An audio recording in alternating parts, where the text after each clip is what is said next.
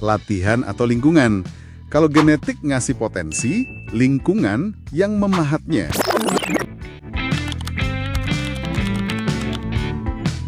Oke, kita langsung aja nih masuk ke pertanyaan utamanya. Sebenarnya pinter itu lebih karena bawaan lahir atau hasil latihan sama lingkungan sih? Di deep dive kita kali ini, kita coba kupas ya interaksi kompleks antara genetik, si bawaan ini, sama pengaruh lingkungan atau latihan. Sumbernya udah kamu kumpulin kan? Dari psikologi, neuroscience, bahkan ada sentuhan filsafatnya dikit. Jadi tujuan kita mau lihat gimana sih dua hal ini kerja bareng? Iya, betul. Dan mungkin perlu kita ingat juga di awal kalau pinter itu definisinya macam-macam, ya kan? Sumber-sumbermu itu nunjukin ada yang lihat dari sisi problem solving, ada yang dari bertindak rasional, ada juga kayak Gartner bilang kapasitas bikin nilai budaya, atau bahkan pemahaman mendalam ala filsafat. Ini penting soalnya, ya aspek pinter yang beda mungkin bobot bawaan sama latihannya juga beda-beda gitu. Oke. Mari kita mulai dari sisi bawaan dulu deh, yang genetik. Sumbermu bilang ada studi kembar, studi adopsi, yang nunjukin peran genetik itu signifikan. Katanya sekitar 60-65% variasi kecerdasan itu ada kaitannya sama gen. Tapi yang menurutku menarik banget nih, katanya pengaruh genetik ini malah bisa makin kuat seiring umur nambah. Agak aneh ya kedengarannya. Ini emang salah satu temuan yang cukup bikin mikir ya. Bukan gennya yang berubah, bukan. Tapi lebih karena seiring waktu, kita tuh cenderung lebih aktif milih atau bahkan ngebentuk lingkungan yang cocok sama bakat atau kecenderungan genetik kita. Contohnya, anak yang bawaan musiknya kuat, mungkin dia bakal lebih sering cari kesempatan main musik, ikut les, gabung band. Nah, itu kan lingkungannya dia pilih sendiri, yang akhirnya ngasah bakat bawaannya makin tajam. Jadi, gen itu kerjanya nggak cuma langsung, tapi juga bisa kayak nge-guide kita milih lingkungan gitu. Dan efeknya jadi makin kelihatan seiring waktu. Jadi kayak gen ngasih modal awal atau potensi gitu ya. Tapi hasilnya gimana ya tergantung gimana kita pakai modal itu di lingkungan kita. Dan ini bukan berarti ada satu gen super pintar gitu kan. Sumbermu bilangnya poligenik. Tepat sekali. Nggak ada itu satu gen tunggal. Kompleks banget kerja bareng banyak gen. Bahkan konsep kayak faktor gennya Spearman yang dianggap inti kecerdasan umum dan lumayan bisa diwariskan, itu tetap aja butuh stimulasi lingkungan biar potensinya keluar maksimal. Jadi genetik itu lebih kayak cetak biru kemungkinan lah, bukan skrip nasib yang udah pasti jadi. Nah, ini pas banget nih buat nyambung ke sisi satunya, latihan atau lingkungan. Kalau genetik ngasih potensi, lingkungan yang memahatnya. Sumber-sumbermu kayaknya nekenin banget soal plastisitas otak. Neuroplastisitas ya istilahnya. Itu kayaknya kunci ya? Betul banget. Neuroplastisitas tuh kemampuan dasar otak kita buat terus-menerus berubah, adaptasi. Sepanjang hidup loh, tiap kita belajar hal baru, ngalamin sesuatu, otak kita secara fisik itu ngebentuk koneksi baru antar sel saraf atau nguatin yang udah ada.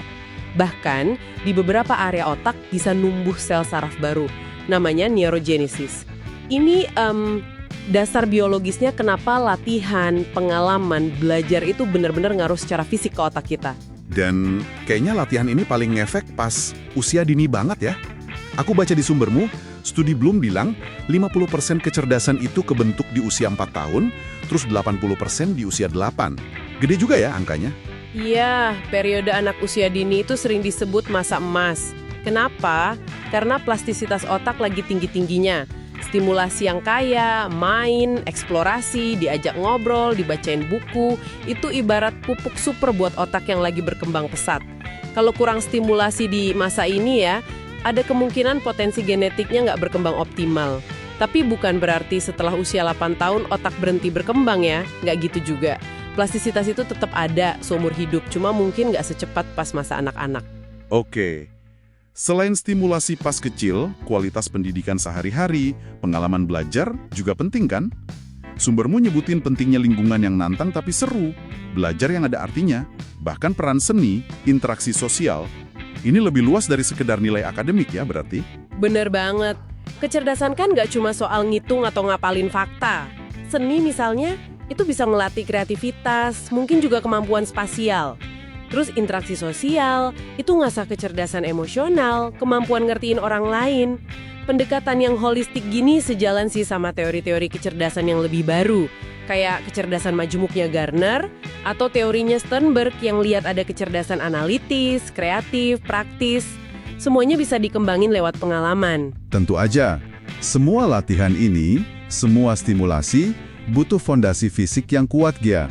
Disinilah peran nutrisi masuk yang juga ditekankan di sumbermu. Protein, karbohidrat, lemak sehat kayak omega-3 buat sel saraf, zat besi buat oksigen ke otak, vitamin-vitamin. Ini kayak mastiin hardware otaknya oke dulu gitu ya. Pas banget analoginya, nutrisi itu tuh ya bahan bakar sama bahan bangunannya otak. Kalau nutrisinya nggak optimal, gimana mesin otaknya mau respons software pembelajaran dengan baik kan? Dan satu lagi, jangan lupa faktor sosial ekonomi atau SSE. Ini sering banget jadi faktor pengganda. Bisa positif, bisa negatif. Soalnya ngaruh ke akses ke banyak hal tadi. Nutrisi yang bagus, pendidikan berkualitas, lingkungan rumah yang mendukung belajar.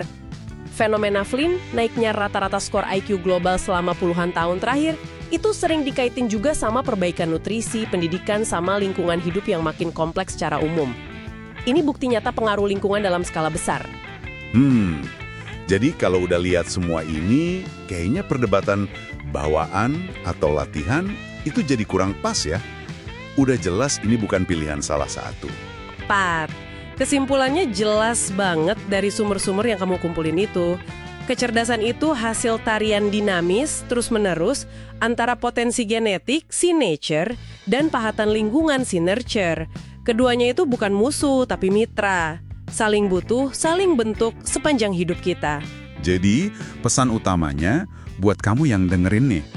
Lingkunganmu, pengalamanmu, pilihan makananmu, bahkan cara pikirmu kayak konsep growth mindset itu punya kekuatan besar buat ngebentuk dan ngembangin potensi kecerdasanmu. Ini bukan soal pasrah sama takdir genetik aja. Betul. Dan mungkin sebagai penutup ada pemikiran yang bisa kamu bawa pulang nih. Kalau kecerdasan itu ternyata bisa dilatih dan bahkan seperti disinggung filsafat, punya dimensi kebijaksanaan praktis, pronesis namanya, dan juga dimensi etis. Jadi bukan cuma soal pintar ngitung atau nalar aja. Gimana kalau kita coba secara sadar milih pengalaman atau lingkungan yang nggak cuma ngasah skill kognitif kita, tapi juga secara aktif numbuhin empati, kebijaksanaan. Mungkin nggak ya itu cara baru buat kita definisiin ulang, apa sih artinya pintar buat diri kita sendiri?